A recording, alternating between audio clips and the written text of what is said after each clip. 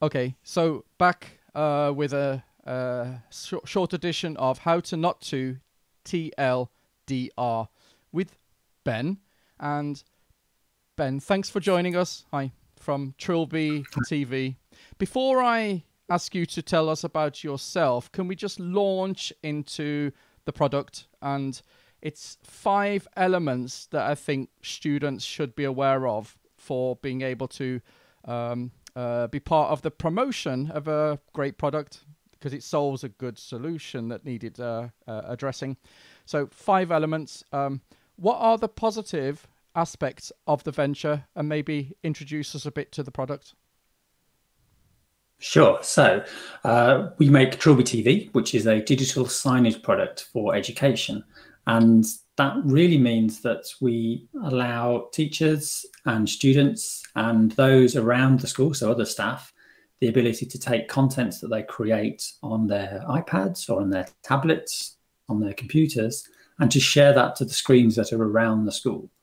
Now, I guess our positive take on this is that signage is more than just wayfinding, and it's more than just information giving, in that for us, signage is more about sharing and showcasing. Okay. And I think in a world where we're creating lots of digital content, actually, why not use digital displays to share that content? Okay. That's really our driver. So that's you use the word there, a driver. It's to drive the screens that are already in place in schools. Absolutely, absolutely. And I'm sure, I don't know your site, but I'm sure if you wander around lots of places now, you'll see screens at the reception area, screens in the staff workspaces, in the corridors. And often they're displaying, certainly at the moment, lots of COVID information: cover your face, wash your hands, keep your distance. Yep. But actually, we're still in those classrooms and in those workspaces creating digital content. We're writing reports, we're making pieces of video, we're recording podcasts like this. Shouldn't those also be shared as well? And when you say writing reports, creating podcasts, this is the children or the students at school, in schools, creating content for the screens. Absolutely, yeah, exactly that. So for us, for me, for growing up in the UK, and I'm sure similar for you, if we wrote a good piece of poetry in our English lesson, then we might get that pinned up outside the classroom. It might get presented on one of the notice boards around the school.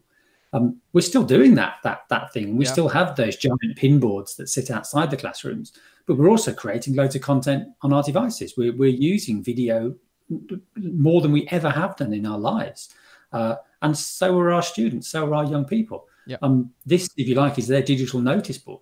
Yeah, interesting analogy, because the notice board is perpetual, there you go, the P's, a perpetual part of sharing information. So a plasma version of a digital board. Absolutely, yeah, absolutely. Plasma for perpetuity. That can be our new there you go. There's the positive aspect of plasma for perpetuity. Okay. Any interesting market research that comes to mind related to the marketplace where you are? What marketplace are you in, and what kind of interesting aspects are there? Yeah, absolutely. So I've already mentioned we primarily aimed at schools, and that is our target audience. As a UK-based company, we really target our work at what we call our secondary school sector and our independent school sector. So those really are the sort of schools that you would go to when you get to sort of 11, 12, and you stay at until you're sort of 16, 17, maybe 18 if you do further studies. And it's those areas where we see the wealth of content being created, and the desire to share is quite strong in those individuals. We also go into primary schools. We have lots of primary schools. That's younger years, so ages 5 up to sort of 11, 12. And they are also creating content. That's usually more teacher orientated. It's usually more teacher driven, less independent as such in those areas. But absolutely, so that's our main sector. And of course, in the UK, we have around about 30,000 institutions that are either primary, secondary, independent, or special educational needs institutions. Okay. We, of course, also work globally as well. So we have some customers that are around the planet, and we've recently signed a distribution deal into Australia. Again, their education system is slightly different, but exactly the same needs, exactly the same thing. Okay. It's not a UK only thing. So you've signed a distribution deal. So are you a distributor? So we are the publisher, essentially. So we are the developer and the publisher of the piece of software. We sell that in a variety of different ways. It's a cloud-based solution, so it sits on the internet, meaning it is accessible globally. But we sell it through, in the UK, a network of resellers. And it's in fact, I could probably send you a diagram to put up on screen at this point. But essentially, there's us as the publisher and developer. We then have the distributor.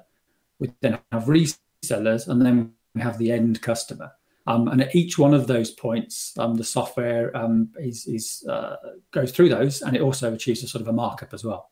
And there's a few key reasons why we do that. As a company, we don't have a sales team.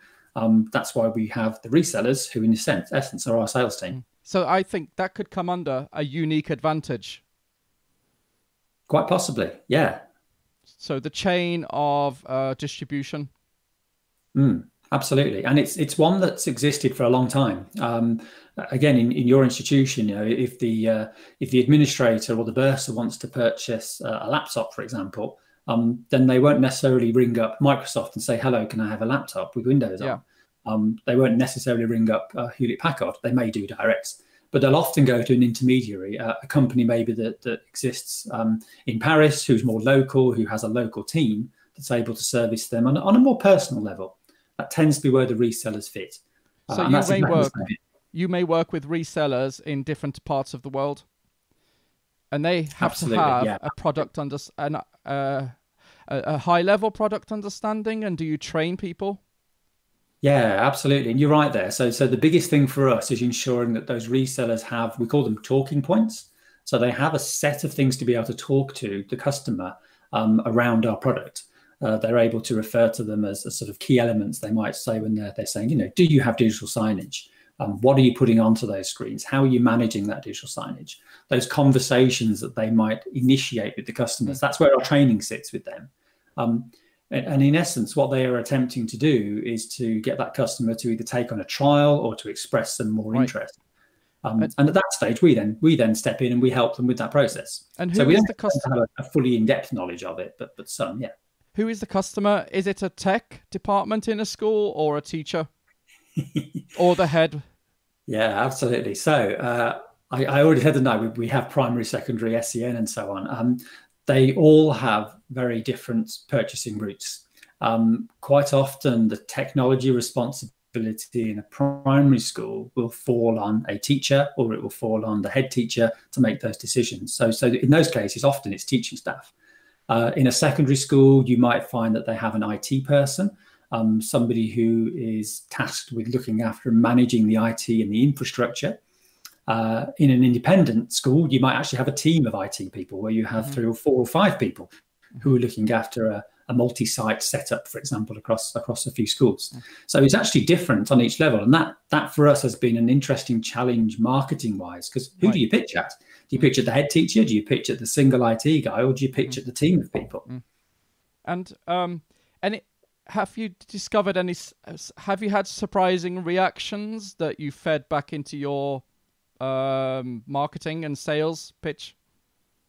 Yeah, absolutely. I think when we started out, our background, the 2 directors, myself and Neil, our background is very much in education. We've worked in schools and with education and teaching and learning for a long time. Our original approach with the product was to go at the teaching and learning aspect. And it was only really through us looking at the customer base, looking at who was making those purchasing decisions, who was coming up with the idea that they wanted to buy new signage or to add signage or to change it. And actually, as we looked back at that through customer data, we saw that it was more of a technical decision. It was actually the IT guy or the director of IT that was making those decisions. And that caused us to pivot what we were doing with our marketing, actually. We changed it from being more teaching and learning focused to being more about almost the features and benefits of the product itself. Okay, this is actually the TLDR, the features and benefits. So in a positive features and benefits, could you give us a brief list? So we talk about sharing and showcasing. We talk about your content on your screens. We talk about unlimited screens. And we talk about, it's a good test for me, we talk about being able to manage and schedule and control those from a central location.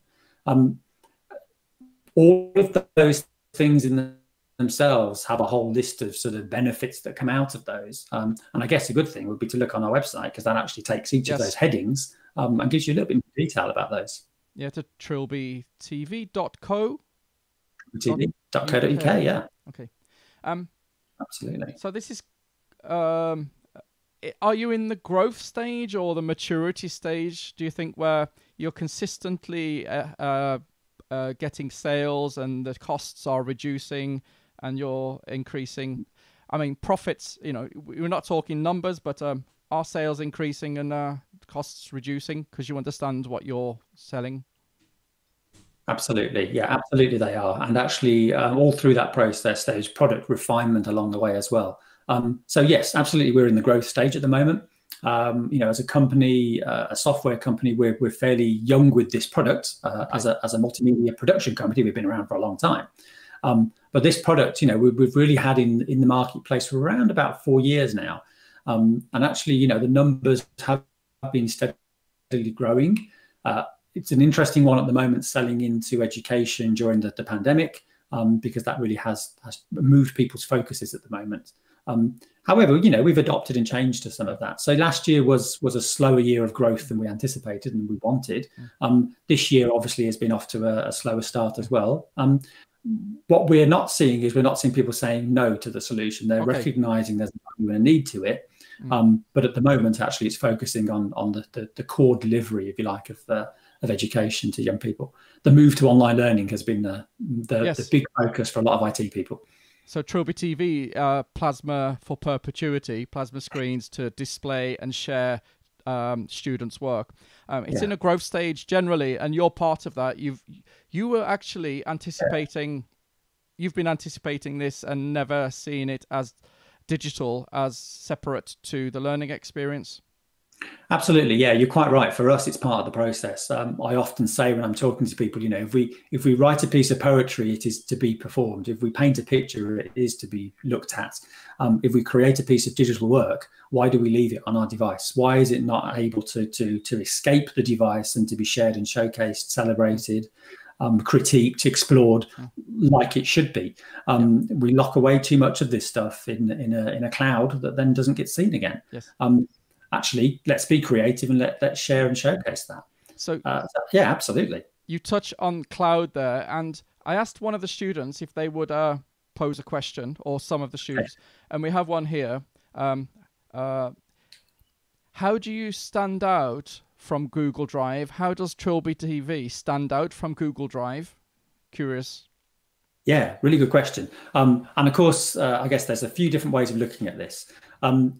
For one, Google Drive is a storage base, isn't it? We use it here internally. Actually, we run our business pretty much on the Google ecosystem. All of our administrative stuff sits within that. So we use Google Drive absolutely internally for our documentation and for our support documents, for our specifications, and our planning tools are all within our Google setup. The content that we create inside our Google Drive and the space to do that really is just space for us to work. And once it's in that space, it's sat on the Google Drive. What TrilbyTV is doing is, in a way, is actually giving you the ability to take it from that drive and share it. And not just share it to an individual or to share it to a group of individuals, as you would do with the documents, but then to put them up on screens. So, for example, as a good use case, you might find somebody in the catering department in a school logging in with their Google ID into TrilbyTV. Once they are there, they might add a Google Slides document to the screen, and that Google Slides document might have the menu on for this week's food. What, of course, then might happen is that they decide on Wednesday, actually, they've run out of beans, so we can't put beans on the menu for Thursday. So instead of having to go back into TrilbyTV and re-edit the slide document, they can go to their Google Drive, open the Google Slide up, and just change the beans for, let's say, carrots. So we're having carrots instead of beans. And it's one simple change for them to make inside that Google Slide document that then is reflected on all of the digital signage around the school. I think that could be a unique advantage to to describe to a non-tech person that this is usable by the whole staff in one school. Yeah, and absolutely. And I think for us, one of the differentiators between us and the other digital signage platforms that are out there is that we've taken the whole approach from an educational perspective. So rather than it necessarily being an IT focused perspective, well, you've got to know what you're doing. You've got to understand the nuts and bolts. We've changed it into a process where actually anyone who's doing something already can pretty much take the process they're already doing, and this enables them to then be able to share that wider. Yes, it's important. So it's yeah, absolutely. To come back to the Google Drive question, I guess, if you consider Google Drive as being the storage location, TrilbyTV is the window that allows you to look in on that. Okay, Trilby is helping drive the assets that have been created elsewhere.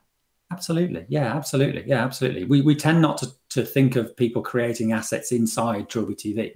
TrilbyTV is more the mechanism for publishing that. And when we talk about assets, it can be, like you said, it could be a piece of writing, a video clip, audio. Absolutely. And for us, yeah, so video, still images, moving images, audio, as you say. One of the things that our customers really love is the Twitter feed feature. So again, you imagine that lunch menu being shown on the screens in the lunch hall. Imagine. Yeah, absolutely. What you've also then got is a blend of that happening alongside your Twitter feed. So people are commenting on the taste variations of certain things on their plate. They could be, absolutely. They could be. You might actually have it set up so that in between the lunch menu, every few seconds, it shows you the latest few tweets from the people who are enjoying the meals that they're eating. Oh yeah, selfies with my meal. Yeah, absolutely. Okay. Yeah, absolutely. Yeah, it can be as trivial. That's very different to just sharing something from a Google Drive. We're blending multiple types of content together. Maybe healthy eating messages are interdispersed in that as well. Healthy eating messages. Okay, I understand. Yeah. Yeah. And the follow-up question from that was, does the content catalog, is that free? Yes, so it is. So we've started to build that content catalog for a couple of reasons. I mentioned earlier, one of our sort of key things is your content on your screens. A lot of the digital signage tools out there sort of give you lots of templates to work with. And I have mixed feelings on templates. Templates for me often mean that I'm taking content that may be less interesting and I'm trying to make it look interesting, to be engaging. So we tend to avoid the template approach. But what we do know is that there's certain content that schools in particular like to have that actually they almost don't want to have to think about. So one of our content catalog partners is the Vocabulary Ninja. And the Vocabulary Ninja here in the UK produces content for primary schools, and it's focused around a word of the day. And there's lots of literacy and other work that can happen around that word of the day. So we have a partnership. We have a partnership with the Vocabulary Ninja, and we put the Ninja's word of the day onto signage screens, which schools can then add to their signage screens for free, and then use that as part of their creative writing process. That's been a good marketing thing for us as well. So having a partnership with a third-party organization has allowed us to, when we market and when we talk about the product, we can also market by association. So the Vocabulary Ninja assets, the content catalog is available on TrilbyTV in the cloud? Absolutely, yeah, absolutely. It's available to all of our education customers. So anyone who's in education, they have the extra button that is the content catalog. Okay. So that really responds well to those questions. Now, thanks for giving us a kind of like executive summary of these issues, like the surprising research, unique advantage, the positive aspects of the venture for TrilbyTV. Now, Ben, could you just give us a brief potted history of how you arrived with the product TrilbyTV? And maybe I was calculating this last night. We've known each other for 21 years, I think. I'm pretty sure. I started working with you at Trilby before it was TrilbyTV. Just tell us briefly, could you tell us the quick story about HTML? I think you went to LA or something, and many years ago. Yeah, wow, that's a long time back, of course. So I should try and be brief. I started really in an interesting technology when I started to go to work with my dad.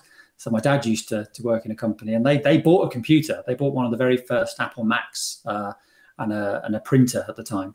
And that got me really interested in desktop publishing and the ideas that we could actually have a graphical interface to be able to do computer work. And I was only tiny then. So that was my sort of childhood growing up with that. When Trilby as a company started, which was in the early 90s, I actually ran what back then was called a bulletin board, and people would dial into it with a modem. So this was pre sort of the web, really. And we created a community in our local area that people were able to access and connect to with their computers and a modem. And we would exchange messages and we'd exchange information and bits of freeware. If you remember, somebody will have to look up what freeware is. And around, it was the early 90s, of course, when the web started to happen. And luckily enough, I was able to go over to California and with Trilby. And we attended a conference at Apple called Converging Communities. So this is like a technology that was really emerging. Oh, absolutely. Yeah, absolutely. Converge communities. And this is a new idea. Yeah, absolutely. At the time, people were using these bulletin boards as a way of communicating within those sort of local community areas and sharing information. You know, you'd have sort of town hall meetups that would happen in these bulletin board spaces. Imagine it a bit like a chat room. It's a bit like a WhatsApp group, but a WhatsApp group of everybody in your community. And of course, the internet was starting, the web rather, was starting to take over. Or to emerge really at that point in sort of 93, 94. Well, invented in 93, emerging in 94.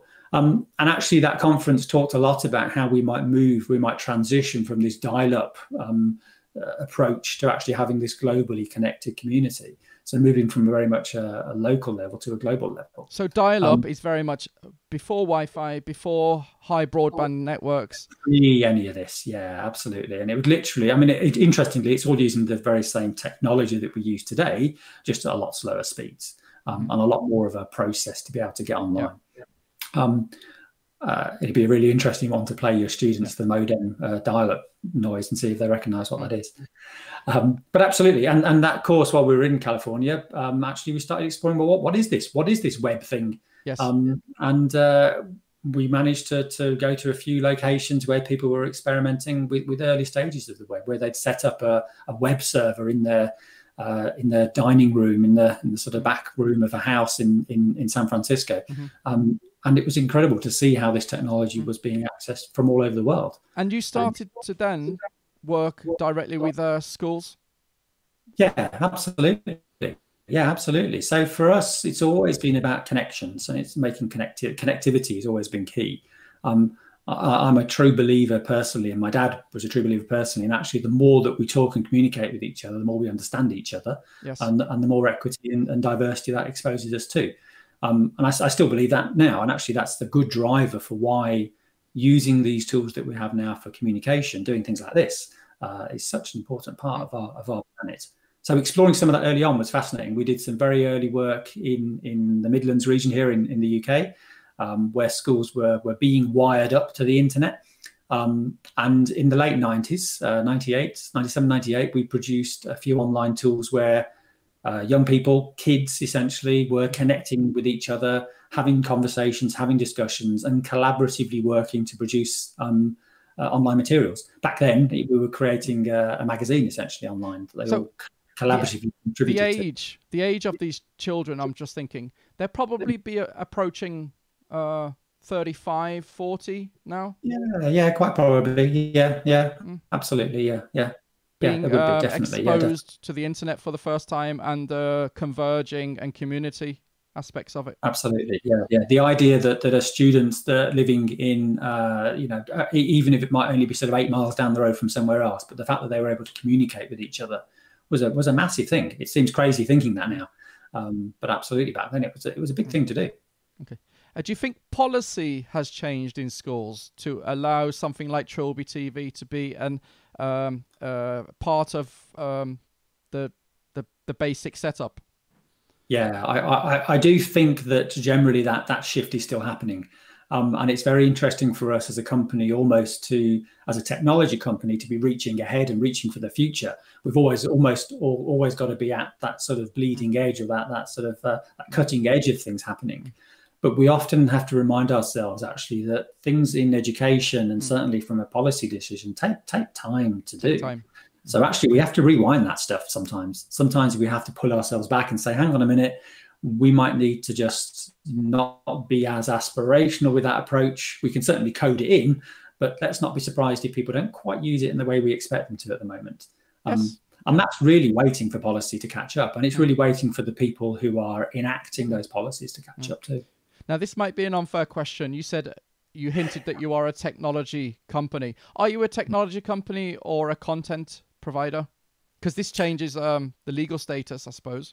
Absolutely, yeah. No, definitely a technology company. The content really is provided by the schools. We are creating a shell here that people are able to put their content into. One of the nice things about the content catalog actually is that the majority of that content is other people's, like the Vocabulary Ninja. Okay. It's not our content. We are merely giving the conduit to be able to provide that. Okay. That's fantastic, Ben. Thanks for joining the TLDR. Too long, didn't read. I'm just gonna cut the audio there. Okay. Thanks for that, Ben. Cool. No worries. Thank you.